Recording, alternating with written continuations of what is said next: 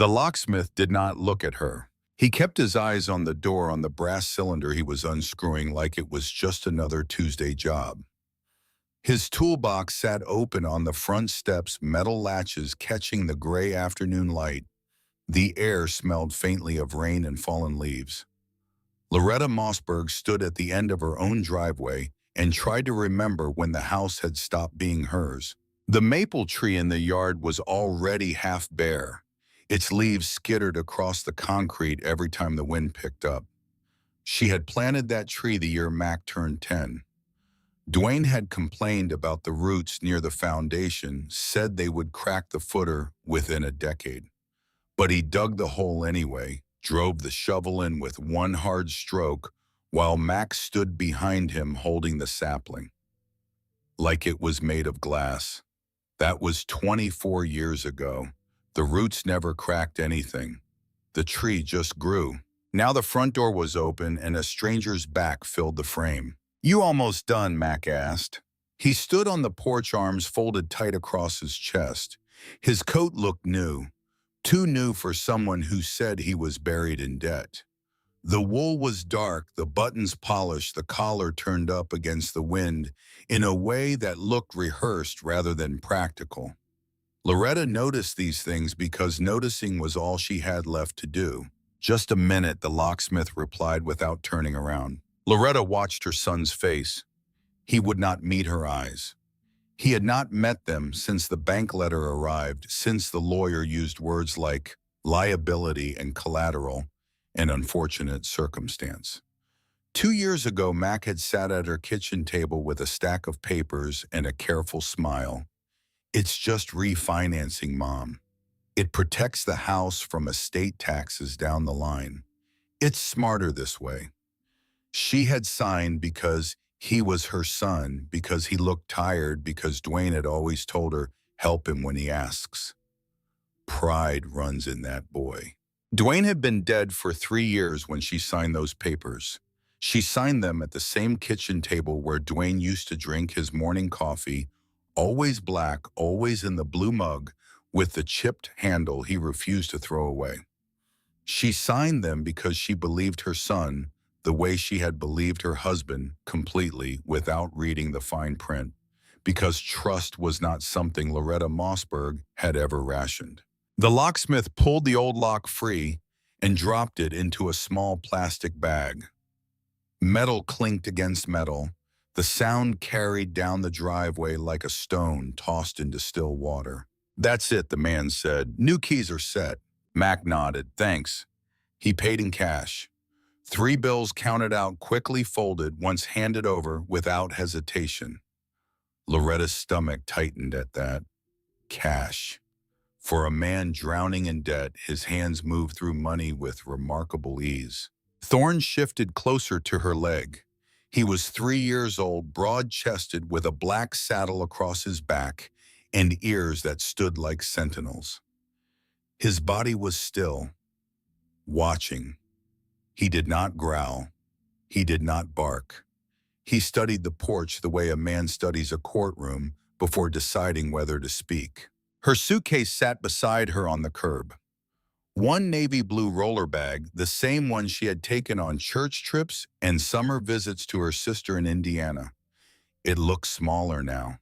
Everything behind her looked smaller, and everything ahead looked like nothing at all. "Mom," Mac said, finally stepping down off the porch. His shoes were new too. "I didn't know it would go this way."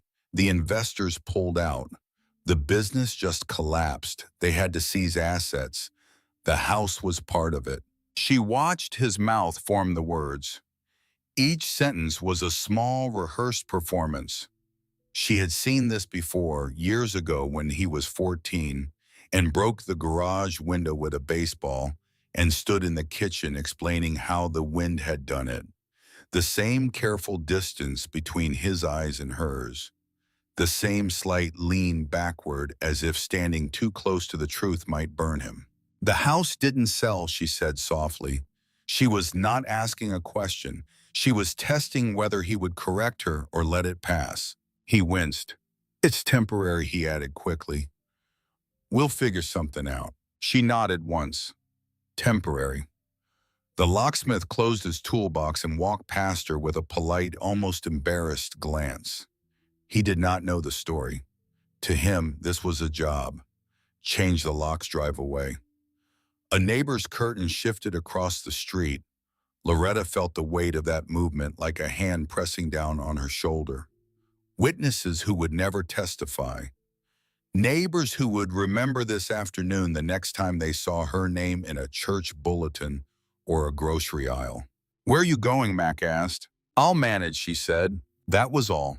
She did not want to stand here explaining herself, did not want sympathy or advice or the kind of looks that linger too long and say everything the mouth refuses to.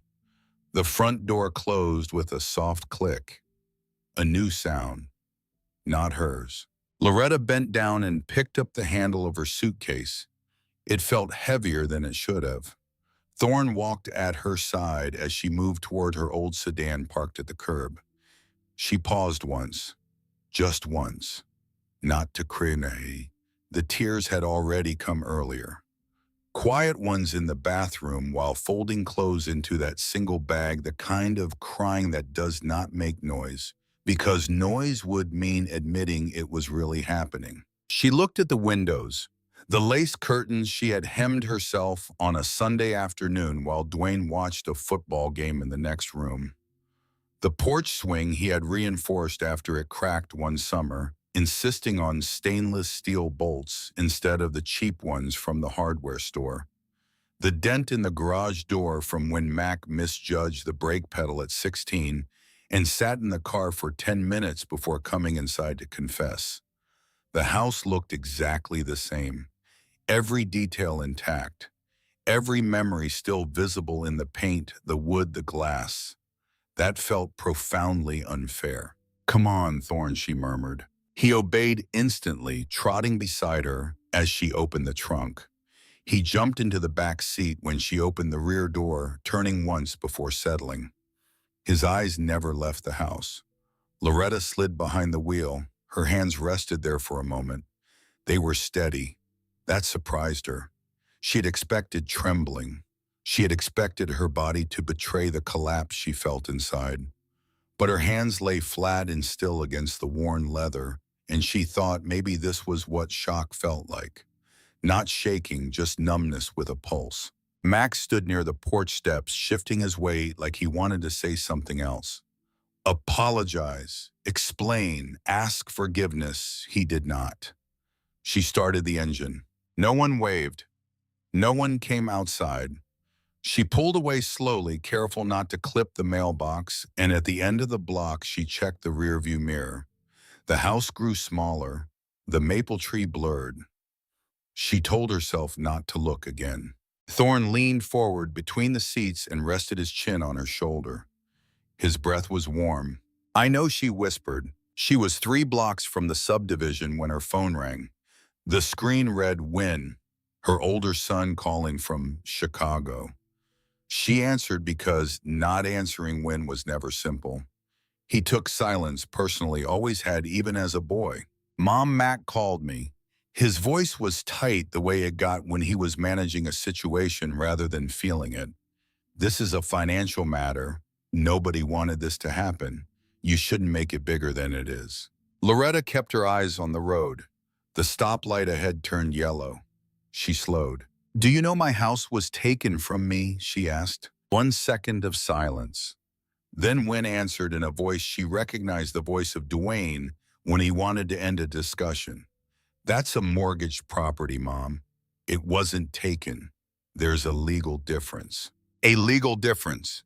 She repeated the words without inflection.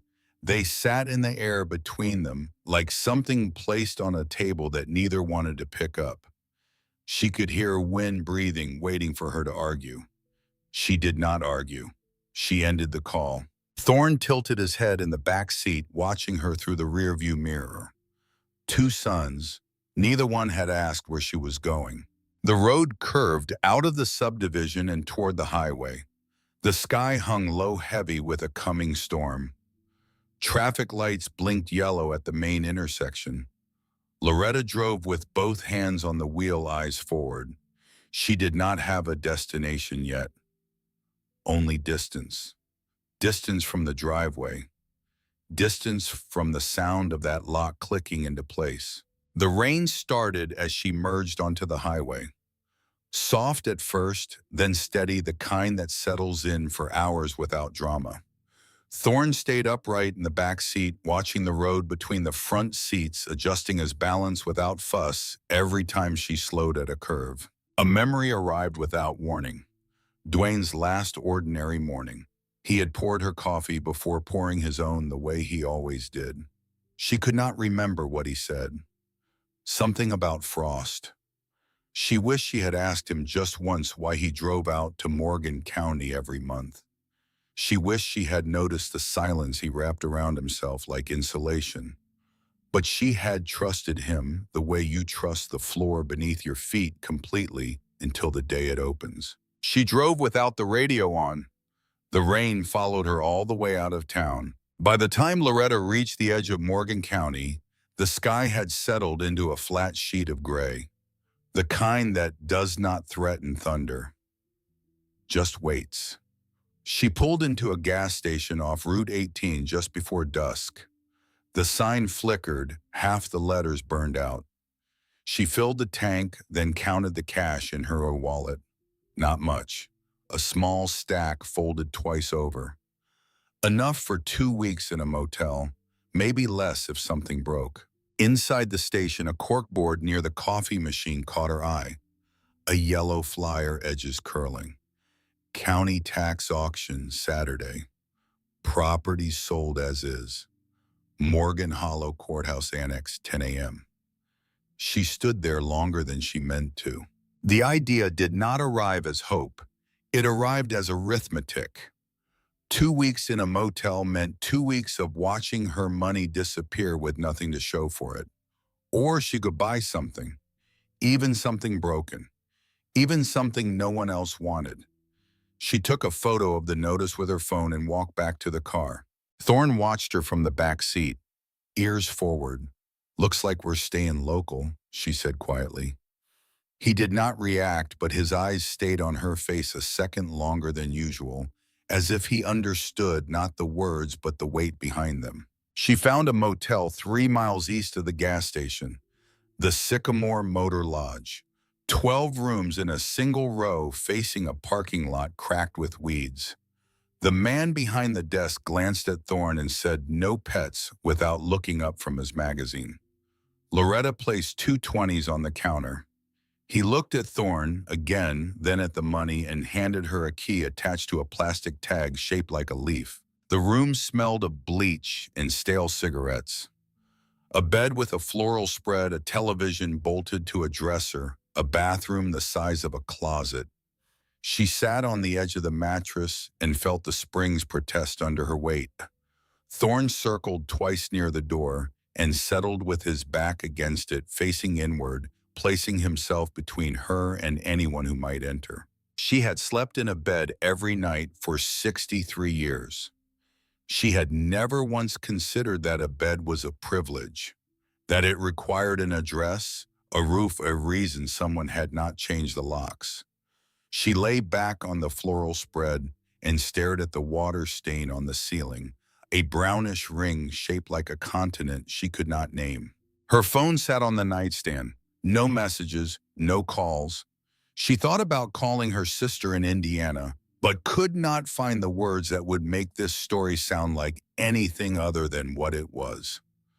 A woman in a motel room with a dog in a suitcase, and the understanding that the life she had built over 38 years had been subtracted from her in a single afternoon. Sleep came in fragments. Between the fragments, she lay still, listening to Thorn breathe, listening to trucks pass on Route 18, listening to the particular silence of a room where nobody expects you and nobody knows your name. At 6 in the morning, she showered, dressed in the cleanest clothes she had packed, and loaded the car. The auction started at 10. She had 4 hours and nothing to do with them but wait. She drove to the courthouse early and sat in the parking lot with the windows down. The morning air was cool. Thorn sat upright in the passenger seat, watching people arrive, cataloging each one with his steady, unblinking attention. A woman in a gray sedan parked 2 spaces away and checked her lipstick in the rearview mirror. A man in coveralls leaned against a truck bed eating a sandwich. Ordinary people starting ordinary days. None of them were about to buy a cabin for $42.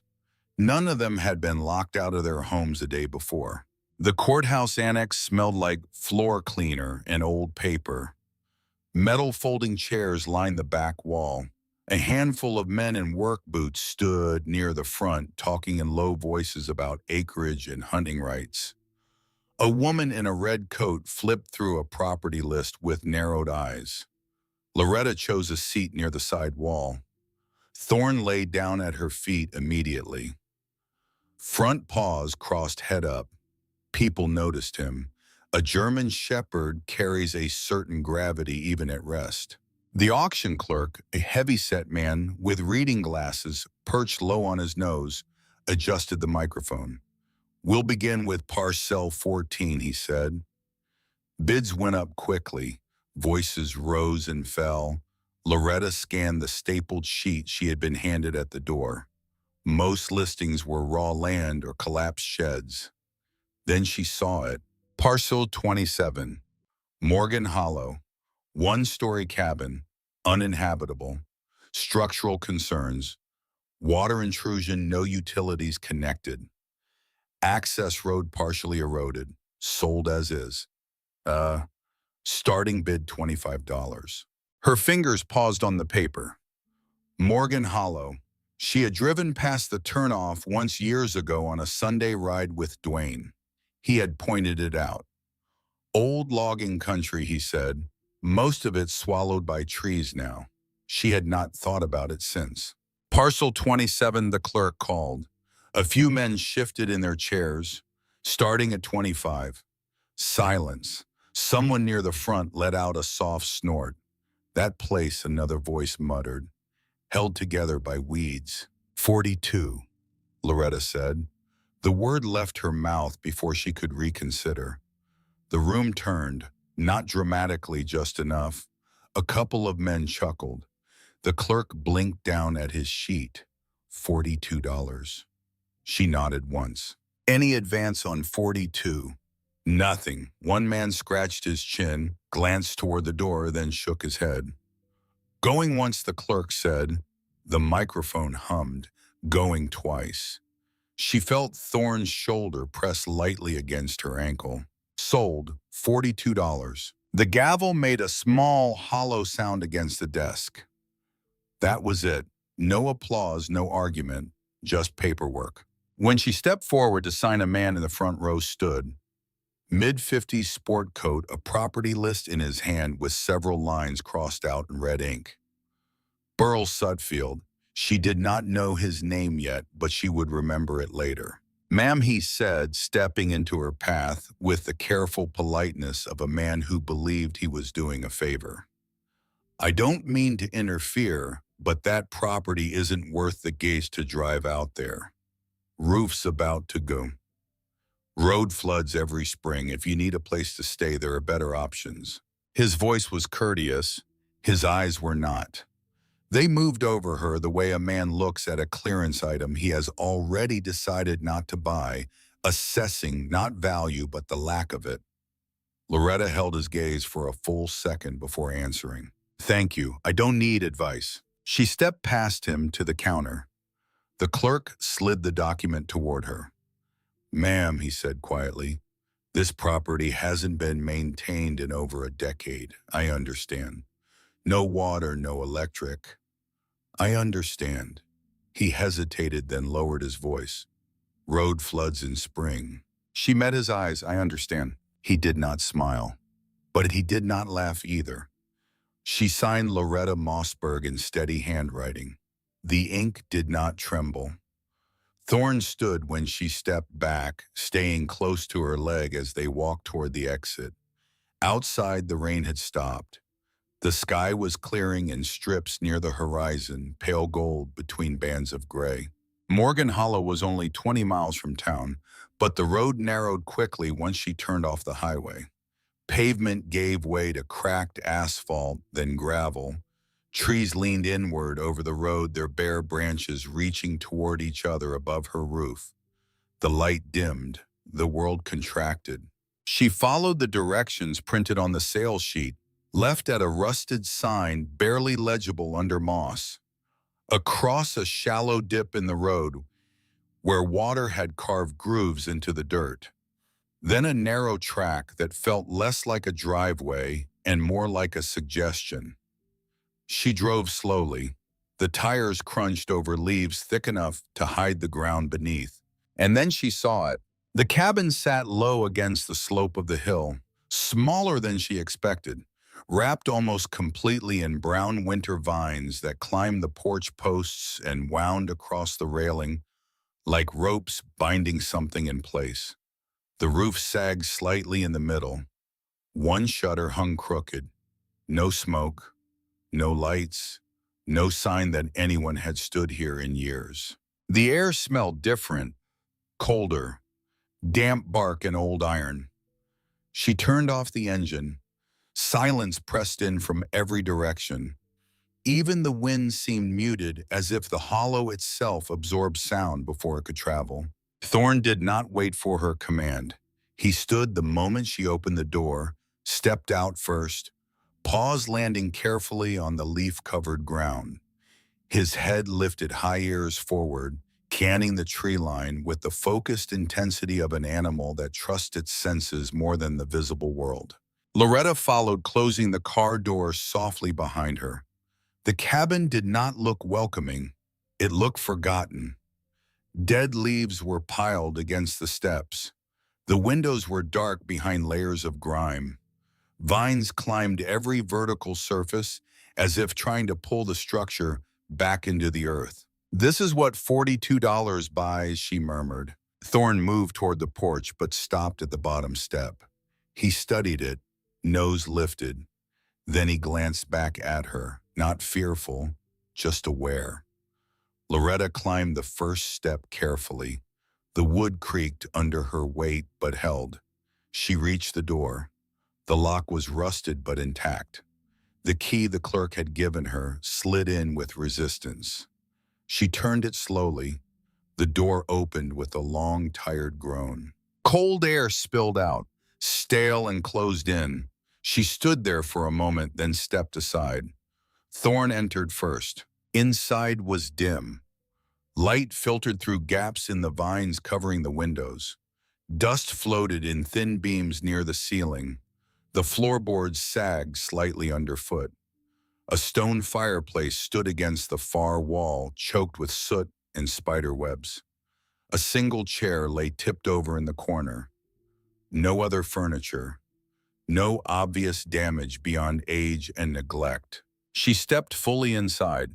The door closed behind her with a soft thud that echoed in a way she had not expected. Not hollow, contained, as if the cabin held sound the way a jar holds water completely without letting any escape. She set her suitcase down near the hearth. It was not home, not yet. Not by any measure she could name, but it was something that had not been taken from her. And for now, standing inside this cold vine-bound structure, that was enough to keep her upright. She unpacked slowly. 2 changes of clothes, a toothbrush, a comb, her reading glasses in their hard case. A photograph of Duane and the boys at a barbecue 15 years ago, which she had grabbed from the hallway table on her way out without thinking. She propped it against the stone hearth and studied it. Duane was turning a burger with a spatula. Mac was laughing at something off camera. Wynn was sitting apart in a lawn chair looking at his phone. Even then, she thought. Even then, he was already somewhere else. The cold settled in as the light faded. She could feel it rising through the floorboards and descending from the ceiling simultaneously, as if the cabin were slowly filling with it, the way a bathtub fills with water. She zipped her coat to the chin and pulled her scarf from the suitcase. She had not packed for this. She had packed for a motel, for a temporary stay in a heated room with a door that locked and a shower that worked and a television that would fill the silence so she did not have to listen to her own thoughts circle. Instead, she was sitting in a cabin in the middle of a hollow in the middle of November with no heat, no water, no electricity, and no plan beyond surviving until morning. Thorn walked slowly across the main room, nose sweeping the floor. His nails clicked lightly on the wood. He circled the perimeter first, pausing at darkened corners, checking the hallway that led to a back room. Then he returned to the center of the room near the stone hearth and stopped. He stood over a section of floor that looked no different from the rest. Warped planks darkened with age. One board slightly bowed at the edge. He lowered his head and inhaled deeply. Once, twice. Then he sat down beside the plank. Not on it, beside it, facing it. Loretta spread a blanket near the hearth. Here, she said softly. Thorn did not come. She straightened and looked at him.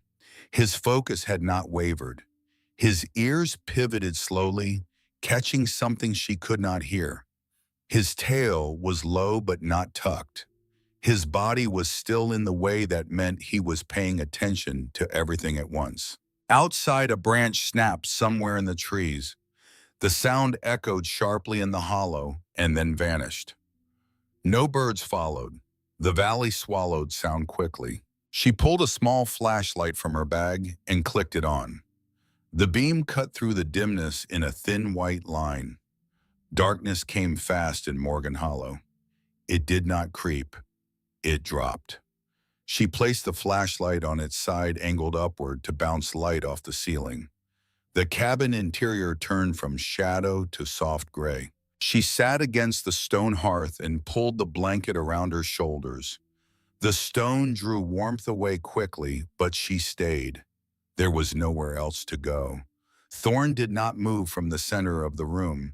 His eyes reflected faintly in the flashlight glow. "You're not settling tonight, are you?" she asked. His tail moved once against the floor. Not playful, just acknowledgement. She watched him until her eyelids grew heavy. Even as sleep pulled at her, she noticed. He never took his eyes off that plank. Not once. Morning did not arrive with birdsong.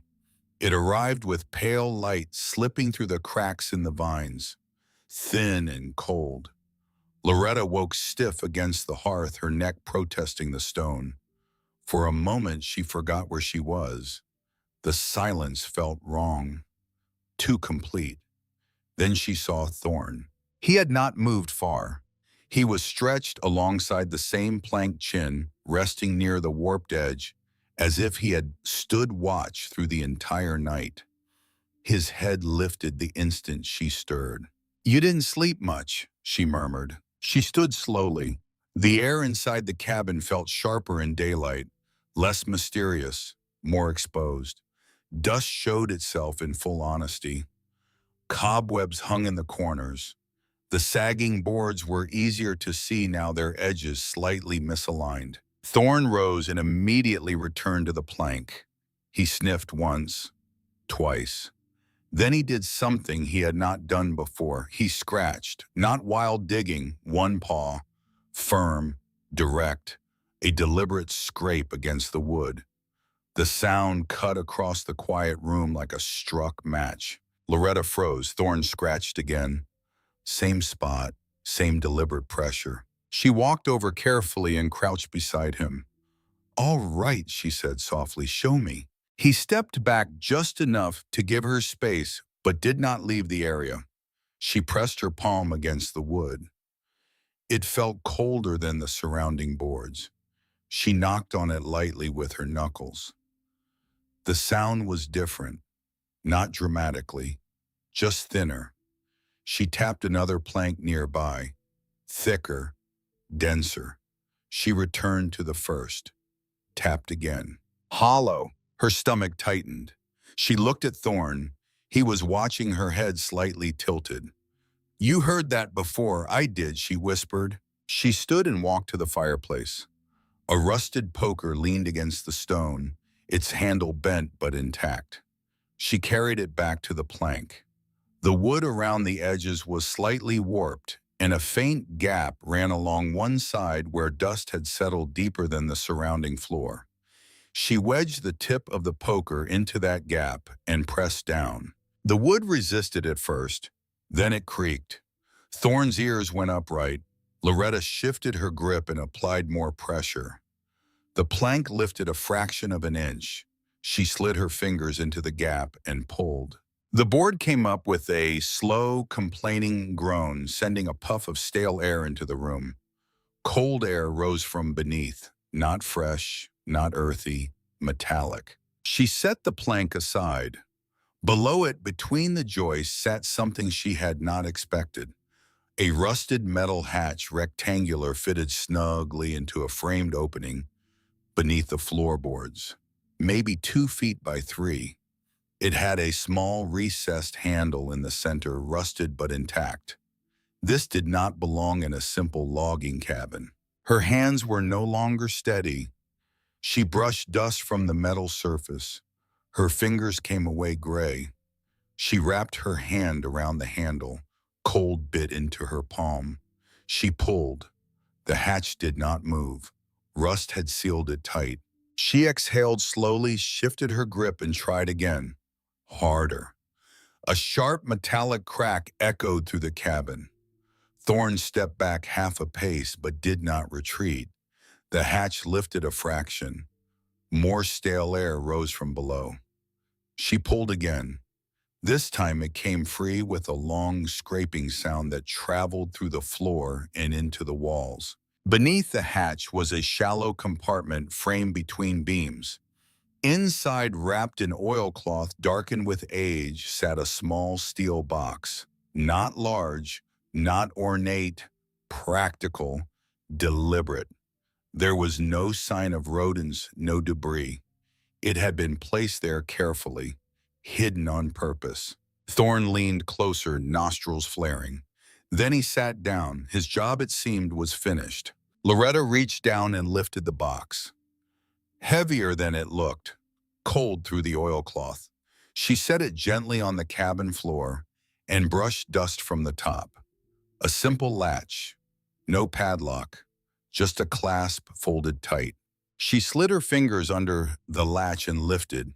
It opened with a small metallic click. She folded back the oilcloth. The lid rose with it. Inside were papers, stacks of them, yellowed but intact, bound with twine, neatly arranged. Not money, not jewelry, not gold coins or bearer bonds or anything that Hollywood would have placed in a box beneath a cabin floor. Documents. She lifted the top bundle. Land surveys, topographical sketches, old county stamps in faded blue ink, dates from the late 1990s. She flipped to the next sheet, a hand-drawn boundary map of Morgan Hollow. Parcel lines traced in red pencil, one section circled. This cabin. She pulled out the next bundle, a ledger, and that was when everything shifted. The handwriting leaned slightly to the right. Clean, steady strokes, block letters for numbers, totals underlined with firm, straight lines. She had seen this handwriting on grocery lists, on birthday cards, on the notepad beside the kitchen phone, where Duane used to jot down messages while she was out. She had seen it every day of her married life. Duane, her chest tightened. She pressed her lips together and turned the page. Entries marked with timber, yields truckloads, purchase orders. Then a note written in the margin in his careful hand. Pending acquisition. Verify appraisal discrepancy. Her hands were trembling now. Not from fear, from recognition. From the sudden, overwhelming awareness that her dead husband had been in this cabin at this floor with these pages and she had never known. She set the ledger aside and reached for the final document in the box. Thicker paper. Legal formatting.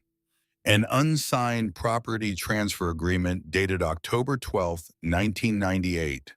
The buyer, Lakemont Holdings Group. The seller, Duane Mossberg. The signature line was blank. Behind it, an attached note in Duane's handwriting. Parcel 27 excluded from bulk acquisition pending review. Excluded. She stared at the word. Her mind moved quickly now, connecting threads she had not known existed. 2 years ago, when Mac refinanced her house, the debt had been bundled into something called a regional restructuring package. She had not paid attention to the details. She trusted the banker, trusted the paperwork. And at the very bottom of the box, tucked between two survey pages, a small Polaroid photograph. Faded with age. Duane standing in front of this cabin, a notebook in his hand. Behind him, the porch was visible, the railing not yet covered in vines. He was not smiling in the photograph, but he was standing straight, and there was something in his posture that she recognized. Resolve. The same way he stood when he had made a decision and would not be moved from it. She held the photograph with both hands. This was the first time she had seen her husband's face since leaving the house, where every family photo still hung on walls she could no longer touch. She turned the photograph over. On the back, in small handwriting, faded nearly to nothing, 2 lines. This place is the evidence.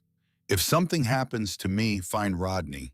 Loretta sat on the cold floor of the cabin for a long time. The light through the vines shifted as the morning progressed. Dust drifted in the beams. Thorn lay beside her, finally relaxed, his chin resting on his paws. Outside, the hollow held its silence. Inside, the papers lay spread across the floor like a map to somewhere she had never been. $42, she whispered. What did I buy? Thorn's tail swept the floor once. The cabin was no longer just a forgotten structure at the end of a forgotten road. Something had been buried here on purpose, guarded by nothing but rot and time, and a dig who refused to look away. And now Loretta was holding it. Loretta drove into town the next morning with the folder pressed against her ribs like a wound she was protecting. The documents inside were arranged in the order she had found them: surveys, first ledger, second the unsigned agreement, and the Polaroid last. She had slept maybe 2 hours. The rest of the night she spent sitting against the hearth reading Duane's handwriting by flashlight, turning each page as if the paper might dissolve under her fingers. Thorn rode in the passenger seat this time, not the back. He had climbed into the front without invitation, and she had not corrected him. He sat upright, watching the road ahead with an alertness that made her feel less alone than any human company could have managed. The courthouse annex looked different on a weekday morning, smaller, less ceremonial.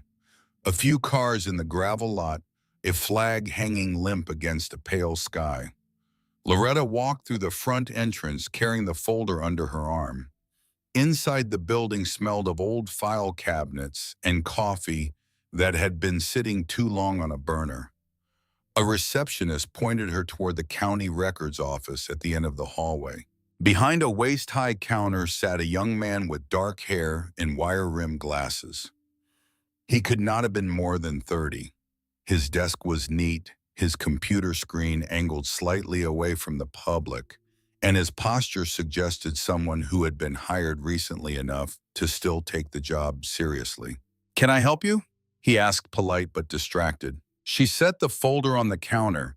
"I need to cross-reference property records for Morgan Hollow. Parcel 27. He blinked. "That area is mostly inactive, so I've been told." His name was Vance Cranmer. He typed quickly, the keyboard clicking under his fingers in a rhythm that reminded her of rain on a tin roof. "Name?" he asked. "Loretta Mossberg." He paused, then typed again. The screen reflected faintly in his glasses columns of data she could not read from her side of the counter. He scrolled. His expression shifted by degrees from routine inquiry to something more attentive.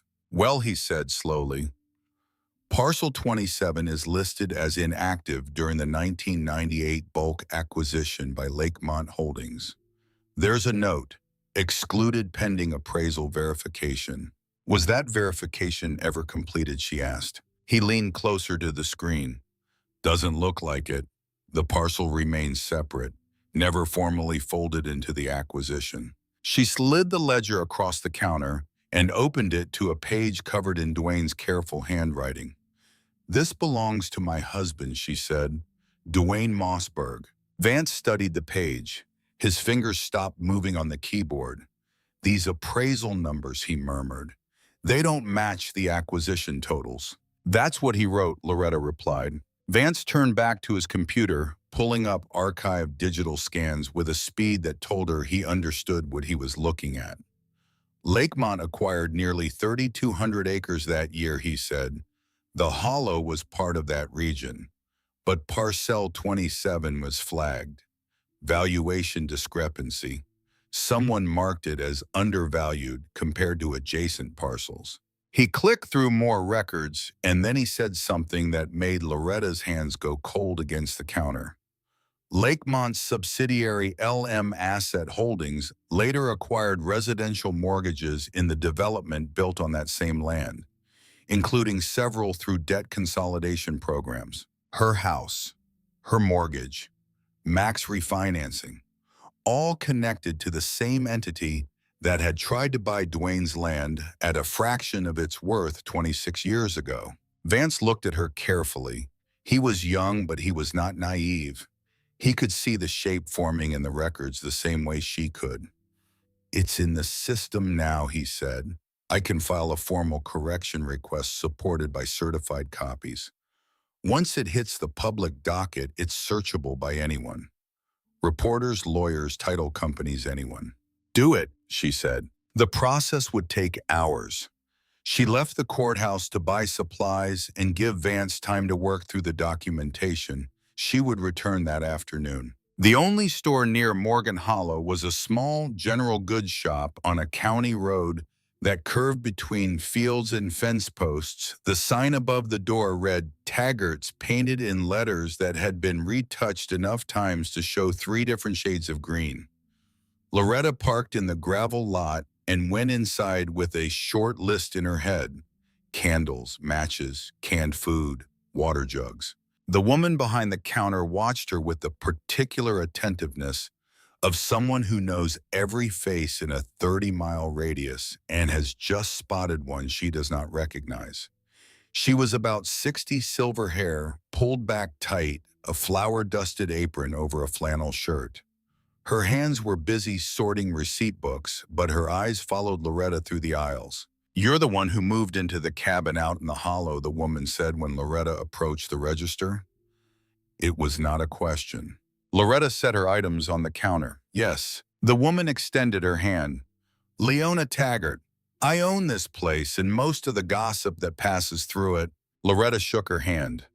Leona's grip was firm and dry, the handshake of someone who loaded her own inventory and fixed her own shelves.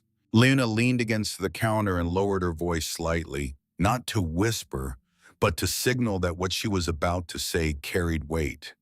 There was a man who used to come through here, she said, once a month, maybe more. Drove a blue pickup, bought black coffee, no sugar, never said much, kept to himself. I figured he had land out that direction, but he never talked about it. Then one day he stopped coming. Just like that. No explanation, no goodbye.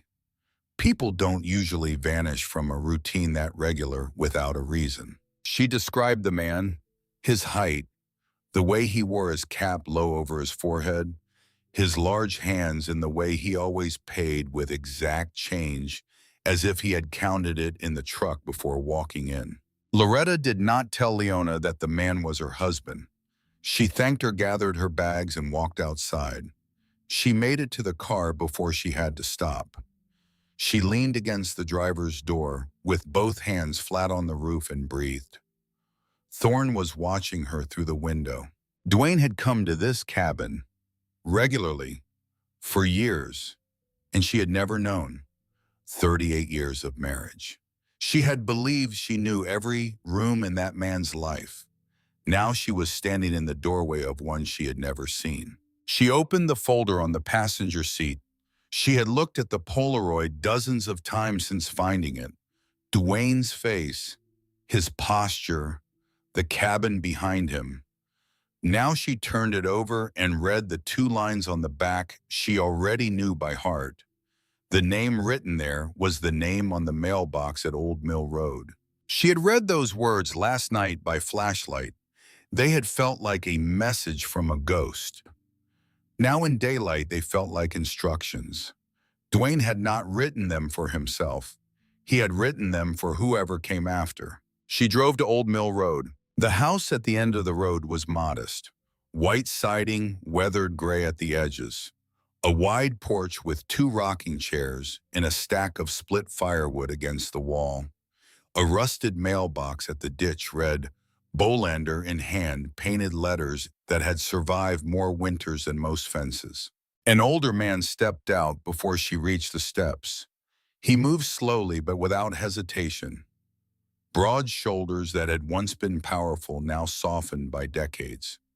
A worn flannel shirt tucked neatly into faded jeans. White hair cut short.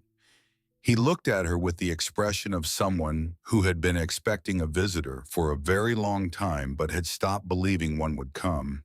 "Mr. Bolander," she asked. He nodded once. "I'm Loretta Mossberg." His eyes changed at the name. Not surprise. Recognition. "Duane's wife," he said quietly. Then he paused. "Forgive me, it's been a long time since anyone came asking about him." He stepped aside. "You'd better come in." The kitchen smelled of pine cleaner and wood smoke. Photographs lined the walls. Old logging crews. Trucks loaded with timber. Men posing beside freshly cut beams in black and white images that belonged to a world before chainsaws were common. Rodney poured coffee into 2 thick ceramic mugs without asking whether she wanted any. He set one in front of her and sat across the table. Thorn stayed close to Loretta's side but watched Rodney carefully reading him, the way he read every new presence with patience and without assumption. "I heard Duane passed," Rodney said. Heart wasn't it.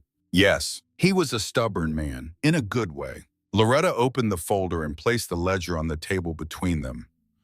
"I've found documents," she said, "about Morgan Hollow, parcel 27. Rodney's jaw tightened immediately. He did not reach for the papers. He did not need to. That look on his face told her he already knew what was in them.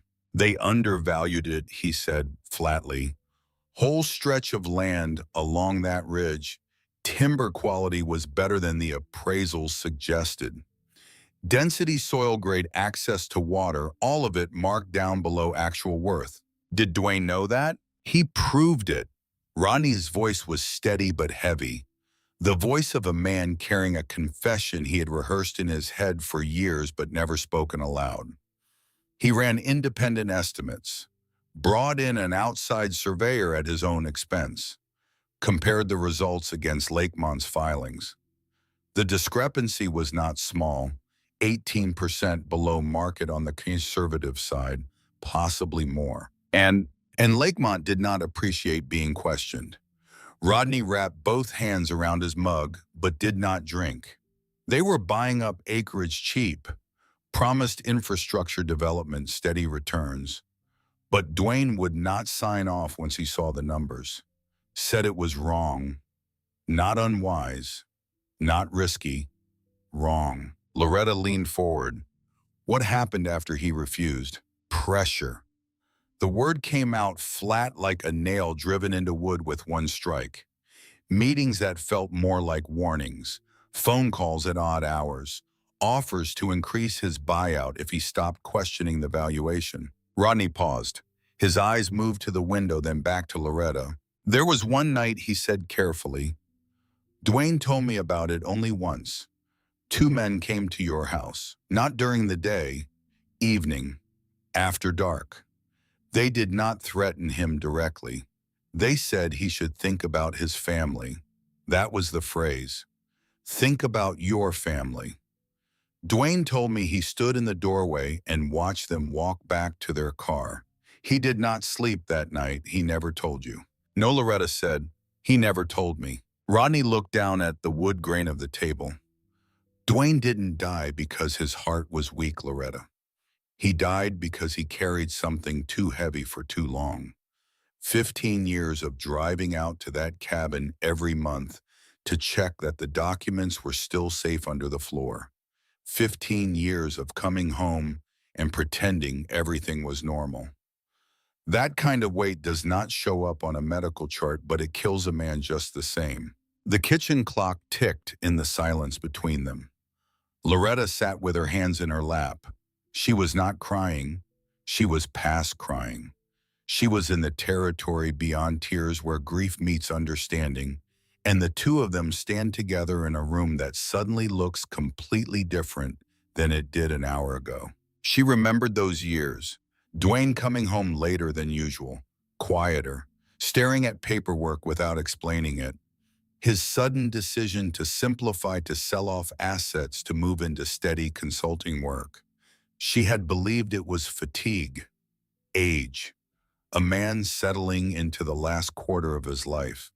She had never once considered that he was protecting her from something by keeping it locked inside himself. "Why didn't you pursue it?" she asked Rodney. Duane stepped away. "And I had a family to protect." There was no judgment in his voice and none in hers. Just the honest arithmetic of fear and responsibility that every man over 60 understands without needing it explained. Rodney stood and walked to a cabinet near the sink. He pulled out a faded folder and returned to the table. "I kept copies," he said, "just in case." He slid several photocopied appraisal reports across the table. The discrepancies were marked in pencil: timber density downgraded, soil quality misclassified, errors too consistent to be accidental. Loretta gathered the copies carefully. "I won't let it stay buried," she said. Ronnie gave a slow nod. "You sound like him," he said. That landed somewhere deep. She stood, folder secured under her arm, and walked to the door. Thorn paused at the top step and looked back at Rodney once before following her down. She sat in the car for several minutes before starting the engine. The folder lay in her lap. Rodney's copies on top of Duane's originals, two men's handwriting layered together like geological strata. One had kept the secret, the other had kept copies of it. Between them, they had preserved a record that should have been destroyed years ago, and the only reason it survived was because both men understood something about truth that Lakemont's executives never did. That paper is patient. Paper waits. She drove back toward the hollow, but did not go directly to the cabin. Instead, she pulled onto a gravel shoulder where the road overlooked the valley. The trees below were still bare, but at this distance, they looked less barren than they did up close. From here, the hollow resembled a bowl cupped in the earth's hands, sheltered from the wind, hidden from the highway. She could see why timber companies had wanted it. She could see why Duane had refused to let it go. 38 years. She'd been married to a man who drove to this valley every month and came home smelling of pain and distance and said nothing. She had attributed his quietness to temperament, to aging, to the particular silence that men of his generation wore the way younger men wore opinions, constantly and without apology. She had been wrong. His silence was not temperament, it was strategy. He had been protecting her the only way he knew how, by absorbing the threat into himself, the way a levee absorbs floodwater, holding it back inch by inch until the structure fails. The engine idled. Thorn sat in the passenger seat watching the tree line. She spoke to him because speaking to herself felt too lonely, and speaking to no one felt worse. He knew, she said. He knew this would come apart eventually. That's why he left the box. Thorn turned his head toward her. His ears lifted slightly. His eyes held the particular focus that meant he was listening not to the words, but to the tremor beneath them. She put the car in drive and turned back toward the cabin. There was work to do. The folder would go back to the courthouse tomorrow. The correction request Vance had started would be completed with Rodney's copies attached. The discrepancy that Duane had discovered 26 years ago would enter the public record, and once it was there, no one could bury it again. She had been back at the cabin for less than 3 hours when she heard the vehicle on the logging road. The sound traveled differently in the hollow, arriving before the source was visible, a low grinding of tires over gravel that made the trees seem to lean closer. Thorn's body went rigid, not aggressive, alert, every muscle engaged. Loretta moved to the window and carefully shifted a vine aside. A white county SUV emerged between the trees. Already, she murmured. The man who stepped out was tall and lean, mid-40s, with a dark jacket bearing a county patch on the sleeve. He carried a clipboard the way some men carry a weapon, close to the body, angled slightly outward. His name was Grady Beckwith, County Compliance Officer. "Mrs. Mossberg," he asked, glancing at the clipboard. "Yes, I've received a structural hazard complaint regarding this property." "From whom?" He did not answer that. "Reports of unsafe occupancy, possible environmental risks." Loretta calculated quickly. She had filed the correction request with Vance Cranmer less than 48 hours ago. Someone was watching the records office. Someone had moved the moment her name appeared in the system. She opened the door before he could knock. Beckwith entered the cabin with the careful steps of a man who expected the floor to give way beneath him. He scanned the ceiling beams, the fireplace, the warped floorboards. His eyes found the open hatch near the hearth and the empty steel box sitting beside it. "You've removed a plank," he observed. "Yes. For what purpose?" "Structural evaluation," she replied without hesitation. He crouched near the opening and studied the compartment. Then he stood and walked toward the hallway. Thorn followed at a measured distance, positioning himself in the narrow space with quiet precision. "Keep your dog under control," Beckwith said. "He is under control," Loretta replied. Beckwith returned to the main room and made notes on his clipboard. "This structure shows signs of deterioration," he said. "Water intrusion, compromised flooring. You may be required to vacate pending formal review." He tore a sheet from his pad and held it out to her. Loretta took the notice but did not lower her eyes. "I've reviewed county records," she said. "This parcel was marked inactive during the 1998 bulk acquisition. It has remained separate from adjacent development properties." "Are you here because of the structure or because of what I found in it?" Something moved behind Beckwith's expression. Brief, controlled. He folded his clipboard shut. "That is unrelated to current safety compliance." "Is it?" He studied her for a moment longer than professional courtesy required. Then he turned and stepped off the porch. The SUV backed down the logging road and disappeared. Loretta stood holding the inspection notice. The pressure was no longer invisible. It had a name, a county badge, and a 48-hour response time. 3 days later, a car appeared on the logging road that did not belong there. Black sedan, polished low to the ground, the kind of vehicle that announces money before the driver opens the door. Thorn stood the instant the engine sound reached the porch. The woman who stepped out moved with precision. About 50, hair cut short and sharp, gray blazer over a white blouse, flat leather shoes that she examined briefly after stepping onto the gravel, as if the dirt were a personal inconvenience she intended to tolerate only temporarily. "Mrs. Mossberg, I'm Francine Stockard, legal counsel for Lakemont Holdings." Loretta did not invite her inside. Stockard climbed the porch steps anyway, glancing around the cabin with the expression of someone appraising a property she intended to demolish. "My clients would like to offer to purchase parcel 27, Stockard said. $80,000, immediate payment." She placed a sealed envelope on the cabin's small table. Loretta looked at the envelope. "What are the conditions?" Stockard opened a leather portfolio and laid out a document. The language was dense, but the meaning was simple.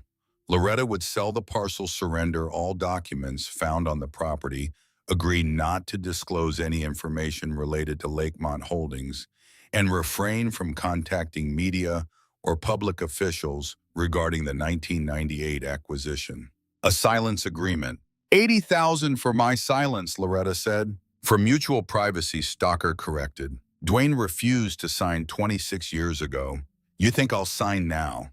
Stalker tilted her head slightly. Your husband's situation was different. You're living in a cabin without running water or electricity on land the county could condemn at any time. $80,000 is enough to start over somewhere comfortable. Loretta looked at the envelope. She did not pick it up, but she did not push it away either. And for the first time since the locks changed, Loretta hesitated. Not for show, not as strategy. She hesitated because she was 63 years old and her back ached every morning from sleeping on a wooden floor.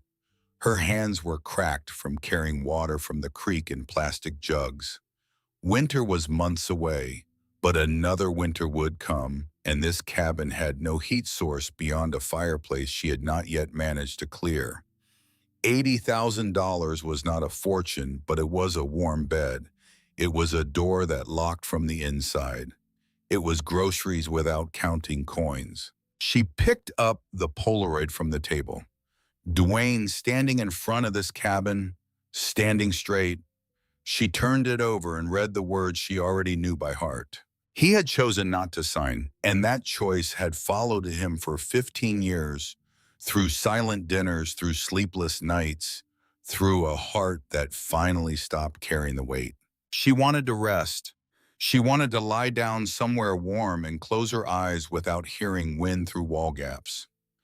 She understood now why Duane had kept the secret, not because he did not trust her, because the burden was so heavy that sharing it felt like cruelty. I need to think, she told Stockard. Her voice was quieter than it had been all day. Stockard nodded. This is the only offer, Mrs. Mossberg. She gathered her portfolio and walked down the steps. The black sedan reversed down the logging road and vanished. Loretta sat alone in the cabin. Thorn came to her side and placed his chin on her knee. She looked down at him. His eyes were calm, no judgment, no expectation, just presence. I'm tired, Thorn, she said. The words came out cracked at the edges. She did not sleep that night. She lay on the floor staring at the ceiling, listening to the wind holding the Polaroid against her chest. At 4 a.m, she sat up, held the photograph under the flashlight beam, and looked at Duane's face. He had not smiled in the picture, but he had not bent either. She set the photograph down, breathed, and she knew she would not sign. Not because she was brave, because she had seen what silence purchased. It had cost Duane everything. It had bought nothing but time, and the time had run out in a hospital room 3 years ago while she held his hand and did not know what he had been carrying. She called Stockard at 7 the next morning. I'm not selling. 3 seconds of silence on the other end. You should consider the consequences, Mrs. Mossberg. I considered them all night. She ended the call. Her hands were steady again. 1 week later, wind drove into Morgan Hollow without warning. Loretta heard the rental car on the gravel and knew before she saw it. Wind stepped out looking exactly like what he was, a man who had flown 1,000 miles to deliver an argument he had been building since his brother called him in a panic. He was taller than Mac. His face carried more of Duane in it, the broad forehead, the set jaw. But his posture was Mac's, arms crossed, weight shifted back, a man bracing himself against whatever was coming. Mom, I flew from Chicago for this. Mac is in legal trouble. Lakemont's lawyers are threatening action. You're stirring up something you don't understand.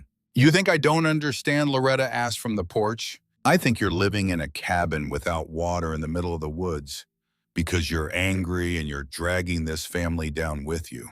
The words hit center mass. She felt them in her chest, in the place where maternal instinct and personal dignity share a border. She gripped the porch railing. Your father discovered that Lakemont falsified land appraisals, she said evenly. He refused to participate, and the pressure they put on him lasted the rest of his life. Do you want to know about that, or do you want to keep telling me I'm the problem? Wynn looked away, the same direction Mac had looked on the day of the locksmith, the same refusal to meet her eyes. I want to know why you won't take the money and live somewhere decent, he said. Because living somewhere decent is not the same as living right. He left without embracing her. The rental car kicked gravel as it accelerated out of the hollow. Loretta stood on the porch listening to the sound fade. Thorn pressed against her leg. 2 sons, she said quietly, and neither one wants to see. She went inside and sat at the table. The inspection notice lay where she had left it. The folder of documents sat beside it. The envelope from Stockard, still sealed, rested at the far edge of the table, where she had pushed it the day after declining the offer. She had not thrown it away. She did not know why. Perhaps because keeping it reminded her that she had been given a choice and had chosen correctly, and the physical proof of that choice sitting untouched on a table in a cabin without electricity felt more valuable than anything inside it. The afternoon light moved slowly across the floor. She watched it travel from one side of the room to the other, marking time, the way a sundial marks it, without urgency, without complaint. She thought about Wynn's face when he told her she was dragging the family down. The word family had sounded different in his mouth than it did in hers. In his mouth it meant reputation, standing, the kind of currency that depends on people not looking too closely at the accounts. In her mouth it meant something else. It meant the 4 of them sitting at a kitchen table eating pot roast on a Sunday while Duane complained about the football game and Max spilled his milk and Wynn rolled his eyes at both of them. That was family. That was what had been lost. Not reputation, connection. She stood and walked to the hearth. The fireplace was partially cleared now. She had spent 2 mornings scraping soot from the stone and removing a bird's nest that had been wedged in the flue for what appeared to be several years. The grate was still unusable, the iron bars bent at angles that would not hold a log. She would need to find a replacement or build one from salvage. Another task for another day. The list of repairs grew longer every morning, and every morning she woke up and chose one to begin. That was the pattern now. Not planning, not strategizing, just choosing one thing to fix and fixing it. The cabin was teaching her something she had not expected to learn. That purpose does not require a grand design. Sometimes purpose is clearing a chimney. Sometimes it is filing a document. Sometimes it is standing on a porch and refusing to apologize for staying. That night, her phone rang at 12:40 in the morning. Mac. His voice was different from every other time he had called. The performance was gone. The careful distance was gone. What remained was raw and young and frightened. They're blaming me, Mom. All of it. Lakemont's lawyers told me I'm the one who signed the refinancing documents. They say every liability falls on me. They say I should make you stop. Loretta sat in the dark cabin with the phone pressed to her ear. She could hear her son breathing short and ragged, the breathing of a man who has just discovered that the people he trusted were never on his side. You did sign those papers, Mac, she said, but someone put those papers in front of you. And I'm going to find out who. Silence on the line. Then Mac's voice, smaller than she had heard it since he was a boy. I'm sorry about the house, Mom.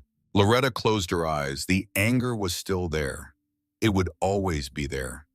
But beneath it, something older moved. Something that had nursed fevers and packed school lunches and sat in emergency rooms at 2 in the morning, waiting for a doctor to say the word fine.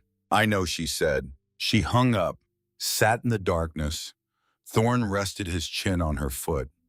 Wind pressed against the cabin walls. She did not cry, But she allowed herself to feel everything at once without pushing any of it away, the anger and the tenderness and the exhaustion and the loneliness. She let it all exist in the same room at the same time. And when she finally lay down, she understood something she had not understood before.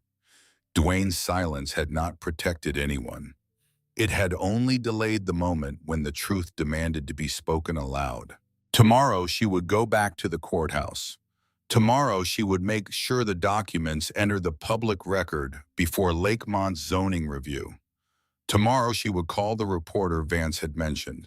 But tonight she lay still on the cabin floor with her hand on Thorn's back and listened to the hollow breath around her. The pressure was tightening. Lakemont had sent a lawyer with a check. The county had sent an inspector with a notice. Her own sons had come with arguments and accusations. Every direction she turned, someone was telling her to stop. She was not going to stop. Loretta walked into the courthouse annex for the third time on a Thursday morning that smelled of cut grass and warming asphalt. Spring had not arrived in Morgan Hollow yet, but down here in town the season was already turning. Dogwood trees along the courthouse sidewalk had begun to bloom, their white petals trembling in a breeze that carried the faint sweetness of somewhere else. She carried every document she owned: Duane's ledger, Rodney's appraisal copies, the preliminary summaries Vance had printed days ago, the inspection notice from Grady Beckwith. She had organized them the night before on the cabin floor by flashlight, arranging each page in sequence, like chapters of a story that had taken 26 years to assemble. Thorn walked beside her through the parking lot. He had learned the route now. He knew which door she would enter, which hallway she would take, which counter she would approach. He settled at her feet before she reached it. Vance Cramer was already standing when she arrived, as if he had been watching the entrance. He adjusted his glasses and spoke before she could. "They moved quickly," he said, glancing at the inspection notice she placed on the counter. "They're worried," she replied. Vance nodded. "Compliance officers don't usually visit inactive parcels unless prompted, and they rarely appear this quickly after a records filing unless someone is watching the intake queue closely." Loretta placed the appraisal reports from Rodney beside the ledger. "These numbers were altered," she said. Parcel 27 was undervalued to smooth the bulk acquisition. The surveyor's independent estimates confirm it. Vance studied the pages with the focus of a man who understood that what he was holding was not just paper. "If this enters the formal record," he said slowly, "it changes the entire narrative of that acquisition." "I want it entered," she said. He met her eyes. "There's a zoning review scheduled for next week. Lakemont has filed preliminary adjustments for boundary realignment in the hollow. If the discrepancy is logged before that hearing, it triggers mandatory disclosure. Every adjacent parcel in that review would be subject to reappraisal." Loretta pushed the ledger forward. "Is this enough to file?" Vance exhaled through his nose. "It's more than enough." The process consumed the rest of the morning and most of the afternoon. Certified copies were stamped and logged. Formal correction requests were drafted, reviewed, and submitted. Attachments were cross-referenced against archived county scans. Vance worked methodically, occasionally pausing to verify a date or a parcel number against the digital records on his screen. Loretta sat in a hard plastic chair beside the counter, watching him work, answering questions. When asked, otherwise silent. Thorn lay at her feet with his head resting on his front paws, occasionally lifting his ears, when a voice rose near the front desk, then settling again. By 3 in the afternoon, Vance leaned back in his chair and removed his glasses. He rubbed the bridge of his nose with his thumb and forefinger. "It's in the system," he said. "Once it hits the public docket, it's searchable by anyone. Reporters, lawyers, title companies, anyone." "Public," Loretta repeated. "Yes." She gathered her copies and stood. Vance hesitated, then spoke again in a voice low enough that only she could hear. "I don't know what happened back then," he said. But in my experience, inactive parcels are where mistakes hide, sometimes intentionally. Loretta folded the papers neatly. Mistakes, she said, or decisions. She walked out of the courthouse into afternoon light that felt sharper than the morning. The dogwood petals had scattered across the sidewalk in the wind white against gray concrete. She stepped over them carefully as if they were something fragile she did not want to disturb. That evening, her phone rang. The number was local but unfamiliar. The voice on the other end was professional, direct, and carried the particular energy of someone who had just found something worth chasing. Mrs. Mossberg, my name is Gaynell Thurman. I'm a reporter with the Morgan County Register. I'd like to verify a record correction filed this morning regarding Parcel 27 in Morgan Hollow. Loretta sat on the cabin's front step. Thorn was beside her. The hollow was quiet, the sky beginning to purple at the edges. What would you like to verify? Loretta asked. I've covered Lakemont acquisitions in this county for 6 years, Gaynell said. This is the first time I've seen a flagged discrepancy from the original deal surface in public records. If the documentation supports it, this is a significant story. Loretta considered the woman's voice. It was not hungry. It was careful. The difference mattered. Come to the cabin, she said. I'll show you everything. Gaynell Thurman arrived the next morning in a compact sedan that had seen better years. She was in her early 30s, hair tied back, boots that were already dusty before she stepped out of the car. She carried a reporter's notebook, a digital recorder, and the posture of someone who had learned to ask difficult questions without flinching. She stepped onto the porch and looked at the cabin with an expression Loretta had not expected. Not pity, not curiosity, respect. The kind of respect a person shows a building that has survived something it was not supposed to survive. This is the parcel, Gaynell asked. Yes. She entered carefully. Loretta had cleared the table and laid out the documents in the order they had been found. Surveys first, ledger second, the unsigned transfer agreement, Rodney's appraisal copies, the Polaroid she left in her coat pocket. Some things were evidence. Some things were private. She had learned the difference. Gaynell sat at the table and went through each page with slow, thorough attention. She took notes. She asked questions about dates, about Duane's relationship with Lakemont, about the sequence of events that led to the cabin's exclusion from the bulk acquisition.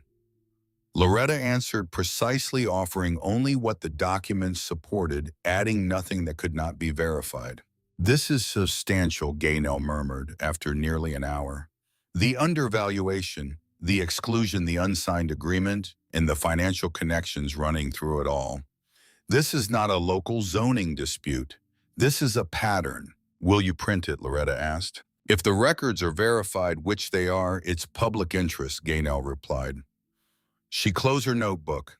I need to contact Lakemont for comment before publication. Standard practice. 2 days passed. On the second evening, Gaynell called again. Her voice was different, tighter. Lakemont's legal counsel contacted me directly, she said. A woman named Francine Stockard. She said that if I publish without an official statement from Lakemont, they will consider legal action against the paper. Loretta stood in the center of the cabin. The evening light came through the windows at a low angle, casting long rectangles across the floor. Thorn was lying near the door watching her. Are you asking my permission? Loretta said. I'm asking whether you understand what happens next. Once this runs, it doesn't go back in the box. Lakemont will respond. They'll push back. They may come after the parcel through legal channels. Loretta looked at the table where the documents lay in their careful rows. She thought about Duane driving to this cabin month after month, checking that the papers were safe, then driving home to sit across from her at dinner and say nothing. She thought about the 15 years he had carried the truth alone because he believed silence was protection. She thought about what that silence had actually protected which was nothing, and what it had cost, which was everything. Print it, Loretta said. The article ran 3 days later online first, and then in the weekly print edition. The headline was restrained. Inactive parcel raises questions about 1998 Lakemont acquisition. The body of the article was not restrained. Gaynell had done her work. She detailed the undervaluation with specific numbers. She quoted the county's own archive records showing the flagged discrepancy. She followed the financial trail from the original land deal through to the suburban mortgage market, connecting acquisitions that had been designed to look separate. She noted that the zoning review scheduled for the following week included boundary adjustments that would have incorporated Morgan Hollow's disputed parcel into Lakemont's existing holdings. She did not mention Duane by name. Loretta had asked her not to. The documents spoke for themselves. The man who had gathered them deserved peace more than he deserved credit. By afternoon on the day the article appeared, Vance Kramer called. "They've withdrawn their boundary adjustment request," he said. "That fast. They don't want further scrutiny during the zoning review. Pulling the request removes it from the public hearing agenda." Loretta sat at the table. "Have they addressed the parcel discrepancy?" "Officially, no. But they've halted all adjacent claims pending what they're calling an internal review." She hung up and sat for a long time without moving. The cabin was quiet. The hollow was quiet. For the first time since she had arrived, the silence did not feel like something pressing against her. It felt like space. She walked to the porch. The afternoon was uncommonly warm for early spring, and the first insects of the season had begun to emerge from the leaf litter along the tree line. She could hear a woodpecker somewhere on the ridge, its rhythmic knocking carrying through the still air with the clarity of a metronome. The hollow was waking up, slowly the way old things wake, stiff in the joints but certain of the direction. She thought about what Vance had said. They withdrew. 2 words that carried the weight of 26 years. Duane had refused to sign in 1998. Lakemont had pushed. Duane had absorbed the pressure and carried it to his grave. And now, because a woman who slept on a cabin floor had walked into a courthouse with a folder full of old paper, well, the company that had spent a quarter-century pretending the discrepancy did not exist had pulled its boundary request from the public docket. They had not apologized. They had not admitted wrongdoing. They had simply retreated quietly the way a predator retreats when it realizes the prey it chose is more trouble than it anticipated. In the days that followed, Loretta noticed small changes. A truck slowed on the logging road one morning, and a man she did not recognize leaned out the window and nodded at her before driving on. The cashier at the gas station on Route 18 called her by name and asked if she needed anything brought up to the hollow. At the post office, a woman she had never met stopped her near the stamp machine and said, "I read the article. My grandfather sold land to that company in '99. He always said the price was too low." Loretta did not know how to hold these encounters. She was not accustomed to being known. For 63 years, she had lived a private life, tending a house, raising sons, trusting that the structures around her were solid. Now her name was in a newspaper, and strangers recognized her at the post office, and the cabin that no one had wanted for a decade was at the center of a story that had begun to spread beyond Morgan County. She did not seek the attention, but she did not hide from it either. Duane had hidden, and hiding had cost him everything. Mac arrived the following afternoon. She heard his car on the logging road and recognized the engine. Not the confident idol of the day he had paid the locksmith. Something rougher. A car driven hard over bad roads by someone who was not paying attention to the driving. He appeared at the base of the porch steps. No new coat this time. The same clothes he might have slept in. His face was drawn, the skin under his eyes bruised with exhaustion. He looked 10 years older than the last time she had seen him on that other porch, the one that used to be hers. Thorn stood on the porch between them. He did not growl. He did not move aside. He simply occupied the space and waited. Lakemont's lawyers called me, Max said. His voice had no armor left in it. They told me I'm the one who signed the refinancing documents, that the liability is mine. They said I should convince you to stop. And you're here to convince me, Loretta asked. She was leaning against the porch post arms at her sides, her face open but unreadable. Mac looked at the ground. His hands hung loose. I'm here because I don't know where else to go. The wind moved through the trees above the hollow. A bird called once from somewhere deep in the woods, a single note that hung in the air and then dissolved. Loretta studied her son. She had spent weeks angry at him. She had spent nights lying on a cold floor imagining this conversation, rehearsing the things she would say, the accusations she would lay at his feet. But standing here now, looking at his face, she found that the speech she had prepared did not fit the man in front of her. The Mac she had been angry at was the Mac on the porch with the new coat and the folded arms. This Mac was something else. This Mac was frightened, and frightened men do not need lectures. They need someone to stand still long enough for them to find their footing. You signed those papers, she said. Her voice was firm, but it was not cruel. And someone put those papers in front of you, knowing exactly what they would do. You were a tool, Mac, not the architect. He swallowed. I didn't know about Dad, about what he found. No, he made sure of that. He thought keeping it secret would keep you safe. He was wrong, but he did it because he loved you more than he loved being right. Mac's chin dropped toward his chest. His shoulders moved once. Not a sob, something deeper. The kind of tremor that passes through a man when a wall he has been leaning against for years finally gives way, and he discovers there is nothing behind it but air. What can I do, he asked. His voice was barely audible. Loretta looked at him for a long moment. You can tell the truth, she said. To your lawyer, to the record, to yourself. You can stop performing and start accounting for what happened. He nodded, slow, heavy. He did not climb the steps. He did not ask to come inside.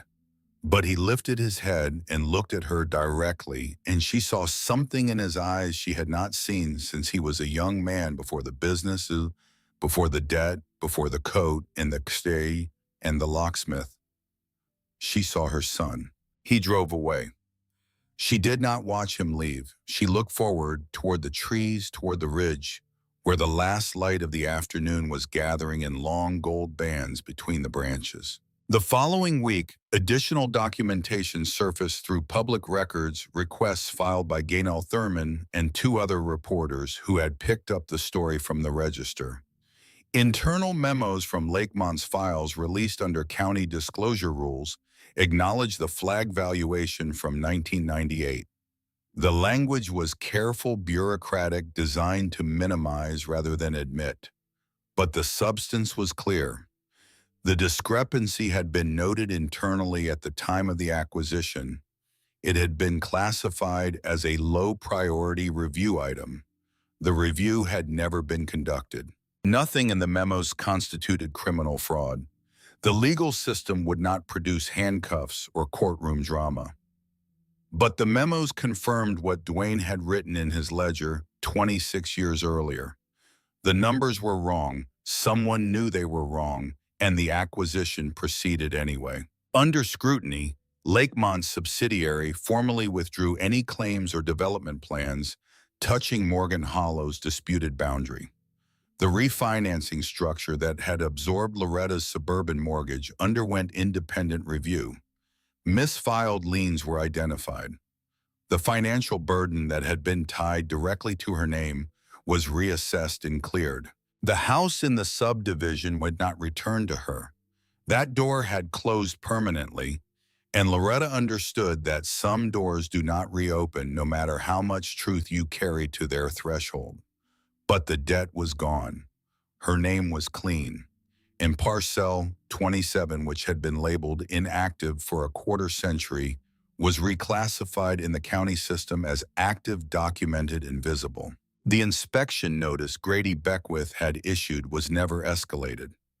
No follow-up visit occurred. No condemnation order was filed. The cabin stood. One afternoon in late April, a familiar pickup truck ground its way up the logging road. Rodney Bolander stepped out slowly, his boots crunching on gravel that was beginning to show patches of green between the stones. He stood in the clearing and looked at the cabin for a long time before speaking. "Never thought I'd see that company back down," he said. "They didn't back down," Loretta replied from the porch. "They stepped aside. There's a difference." Rodney climbed the steps and lowered himself into the rocking chair Loretta had repaired with hardware from Leona Taggart's store. The wood creaked under his weight, but held. "He'd argue with anyone who bent a number," Rodney said. "Drove them crazy. Drove me crazy too sometimes." Loretta smiled. The expression felt unfamiliar on her face, like a language she had not spoken in months. "He never argued with me," she said. "That's because he didn't need to," Rodney replied. They sat together on the porch without speaking for a while. Thorn lay stretched across the threshold, half inside and half out, relaxed in a way Loretta had not seen since before the locksmith. His ears were soft. His breathing was slow. The vigilance that had defined him since the first night in the cabin had finally released its grip. The hollow sounded different in spring. Water ran in the low ditch beyond the tree line, a sound so quiet it was almost imagined. Birds had returned to the upper branches. Wind moved through new leaves instead of scraping dead vines across siding. A few days later, Leona Taggart drove up the logging road in her own truck, a vehicle almost as old as Rodney's. She carried a cardboard box packed tight with household items: towels, soap, a ceramic coffee pot with a hairline crack along the handle that Leona said gave it character, a jar of homemade blackberry preserves, a paperback novel with a bent spine. "Whole town read the article," Leona said, setting the box on the porch. Nobody was exactly surprised about Lakemont. They'd been buying and pushing for years. But they were surprised about you. "Why?" Loretta asked. "Because you stayed." Lena did not linger. She was not the lingering type. She squeezed Loretta's hand, once nodded at Thorn, and drove back down the road. Loretta carried the box inside. The coffee pot had a hairline crack along the handle, and she ran her finger over it, thinking of all the things she owned now that were imperfect but functional. She placed the preserves on the shelf she had built from salvaged planks. She set the novel on the windowsill where the morning light would reach it. Then she sat down at the table and realized that for the first time since the locksmith, someone had brought her a gift without wanting anything in return. No signatures required, no conditions attached, just a box from a woman who understood that staying was its own kind of courage. The vines had loosened their grip on the cabin as the season warmed. Loretta spent mornings on the porch with pruning shears, cutting away the thickest coils first. Each cut revealed the wood beneath, weathered to silver gray, but solid. The porch railings were not damaged the way she had expected. The beams that Duane had reinforced years ago, long before the vines had hidden them, were still straight. She ran her palm along one exposed post. It held. The grain was tight and dry under the surface roughness, the kind of wood that outlasts the men who shape it. She had connected a rain barrel to the gutter she had repaired with materials from the hardware store in town. She had cleared the chimney of debris and rebuilt the fireplace grate from salvaged iron. She had patched the worst of the window gaps with strips of old towel and caulk that Leona sold her at cost. The back room, which she had avoided for weeks because the floor felt uncertain, turned out to be structurally sound once she pulled up the rotted carpet and found hardwood beneath, stained but solid.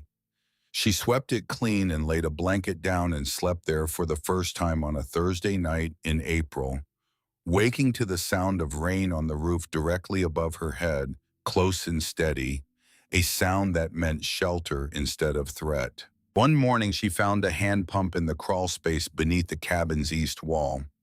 It was rusted shut, the handle frozen at an angle, but the pipe running from its base disappeared downward into the earth in a way that suggested it had once drawn water. She spent 2 days working rust compound into the joints, tapping the handle with a rubber mallet, running warm water from her rain barrel down the pipe to soften whatever had sealed inside. On the third morning, she gripped the handle and pushed. It moved, half an inch, then an inch, then a full stroke.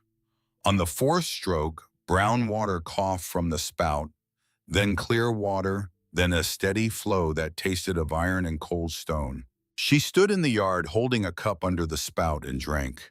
The water was sharp and mineral, nothing like the filtered water from the subdivision kitchen. It tasted like the ground it came from. She drank a second cup and then a third, and when she looked down, Thorn was lapping from the puddle that had formed beneath the spout, his tail moving in a slow arc. The cabin was not comfortable by any standards she had known before, but it functioned. It kept the rain out. It held warmth when she built a fire. It had water now drawn from a pump her husband had probably used decades ago when he came here alone to check on the documents hidden beneath the floor. It was hers in a way that the subdivision house had never been, because she had earned every square foot of it with her own hands and her own refusal to walk away. She had learned things about herself in this hollow that 63 years of suburban life had never revealed. That she could sleep on a hard surface and wake up functional. That she could fix a guard with a ladder and a wrench and a patience she did not know she possessed. That loneliness which she had always feared the way some people fear deep water was not the same as solitude. Loneliness was what she felt in the motel room on Route 18, with no one expecting her. Solitude was what she felt on the porch in the evening, with Thorn beside her and the hollow settling into darkness. One was absence. The other was presence minus the noise. Burl Sutfield found her at Leona Taggart's store on a Tuesday afternoon in early May.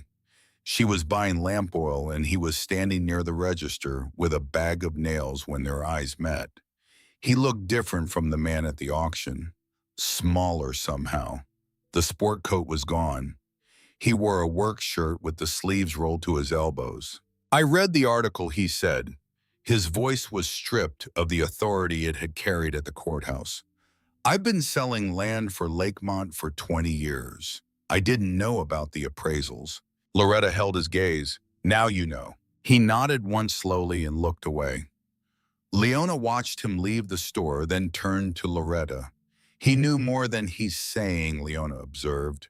"But at least he can't pretend he doesn't know anymore.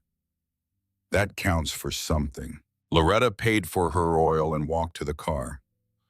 Thorn was waiting in the passenger seat.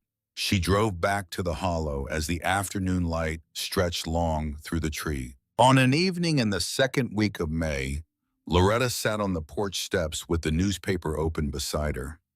The print edition of the article.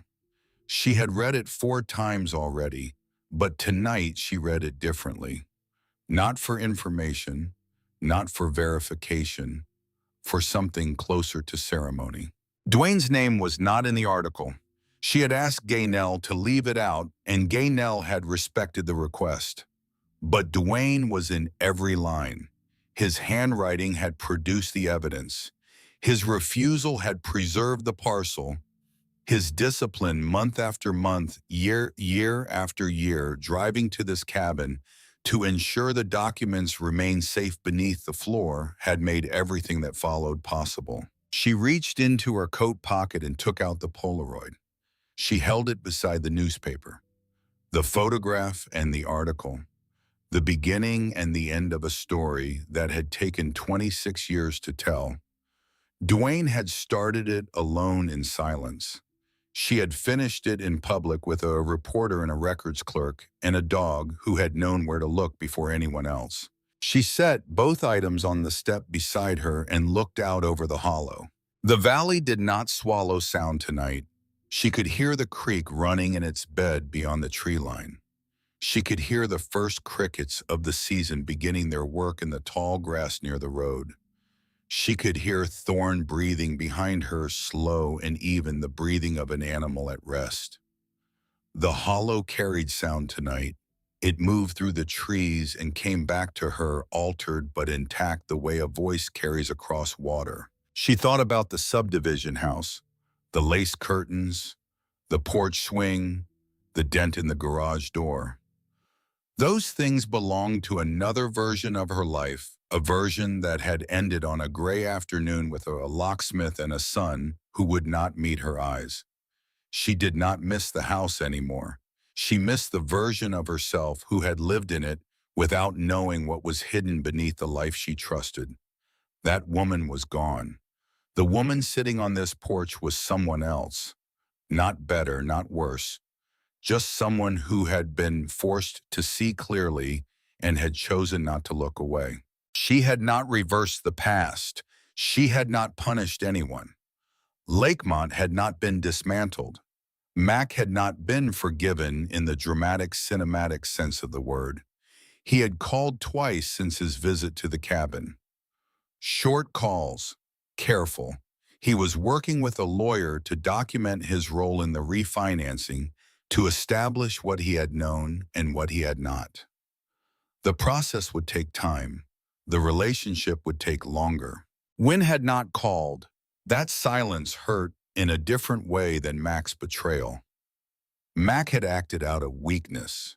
Wynn had acted out of something colder. He had weighed the situation and decided his mother was the variable that could be eliminated. She did not know whether he would come around. She did not spend her evenings waiting for his name on her phone screen. Some distances are not meant to be closed by the person who was pushed away. Some distances require the one who did the pushing to walk back on their own. Rodney visited twice more that spring. Once to bring a small load of seasoned oak for her fireplace. Once to sit on the porch and drink coffee in silence while Thorn dozed between them.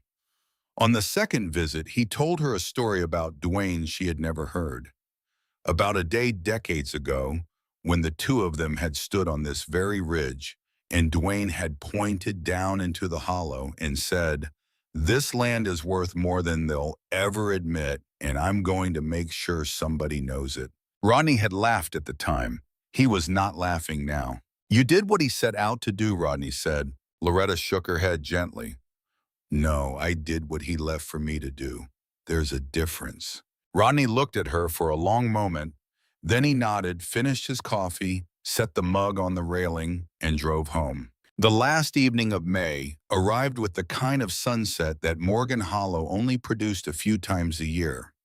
The sky did not simply change color. It performed.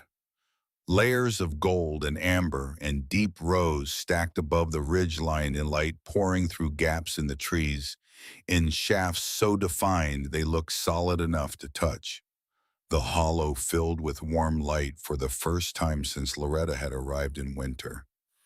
Every surface of the cabin glowed, the silver-gray wood of the porch, the glass in the window she had cleaned, the new growth on the vines she had trimmed back to stubs, green shoots already reaching upward along the posts. Loretta stood on the porch with her hands resting on the railing, the same railing that had been invisible under dead vines when she first arrived. She could feel the grain of the wood under her palms now, smooth in places, rough in others, a surface shaped by weather and time that had not surrendered to either. Thorn stood beside her, not pressed against her leg, just beside her, close enough to touch, far enough to stand on his own. His ears were relaxed. His eyes moved slowly across the tree line, not searching for threats, but simply watching the world do what it does when no one is trying to change it. $42. She said it aloud, not to Thorn, not to the hollow, to herself. The number had carried her from a courthouse auction to a cabin floor, to a steel box, to a dead man's handwriting, to a truth that a corporation had spent 26 years trying to bury under paperwork and pressure and silence. She had not started a revolution. She had not toppled a company. She had filed documents. She had answered questions honestly. She had refused to sell her silence and refused to leave when leaving would have been easier. That was all. It was not dramatic. It would not make a movie, but it was enough to change the public record, and the public record was the closest thing to permanent truth that ordinary people have access to. She thought about Duane one more time. Not the Duane in the Polaroid, not the Duane in the ledger, the Duane who had poured her coffee every morning without being asked, who had dug a hole for a maple tree because his son wanted one, who had reinforced a porch swing with stainless steel bolts because he believed that anything worth building was worth building to last. He had carried a secret for 15 years because he loved his family more than he loved justice. And the secret had worn a hole in his heart so slowly that no one noticed until it was too late. Loretta did not blame him for that choice. She understood it. She understood it the way only a person who has faced the same choice can. She had simply chosen differently, not because she was stronger, because she had seen the bust of the other path, and it was lying in a cemetery on the east side of town under a headstone that read, "Beloved husband and father," and said nothing about the war he had fought alone. The light deepened. The gold turned to amber. The amber turned to something closer to rust, the color of old iron, the color of the hatch beneath the cabin floor. Then the sun dropped behind the ridge, and the hollow softened into blue shadow. Loretta did not go inside. She sat down on the top step and stretched her legs out in front of her. The wood was warm from the day's sun. Thorn lowered himself beside her, turned once, and lay down with his full length pressed along the step. His chin rested on his front paws. His eyes were half closed, at ease, completely unreservedly at ease. The vigilance that had brought them to this place, the instinct that had made him stand over a warped plank on their first night and refuse to move, had completed its work. He rested now the way a soldier rests after the watch is over, deeply, with nothing left to guard. Loretta placed her hand on his back. She could feel his ribs expanding and contracting with each breath, steady, warm, alive. "I thought I lost everything," she said quietly. He opened one eye, looked at her, then closed it again. The hollow did not answer. It did not need to. The creek ran in its bed. The crickets sang. The new leaves moved in a breeze so light it barely registered on her skin. The cabin stood behind her, solid against the slope of the hill, its roof line straight, its porch cleared its windows, reflecting the last traces of sky. She had been locked out of one house and had walked into another. Not because she was brave, but because she had nowhere else to go, and sometimes the place you end up is the place you were meant to find. Not through destiny, not through fate. Through the ordinary, unglamorous act of refusing to disappear when disappearing was what everyone expected. Some structures collapse quietly. They rot from the inside, and one morning the roof sags and the walls lean, and nobody notices because nobody was looking. Some structures are stripped bare by force, emptied and abandoned, and left to the weather and the years.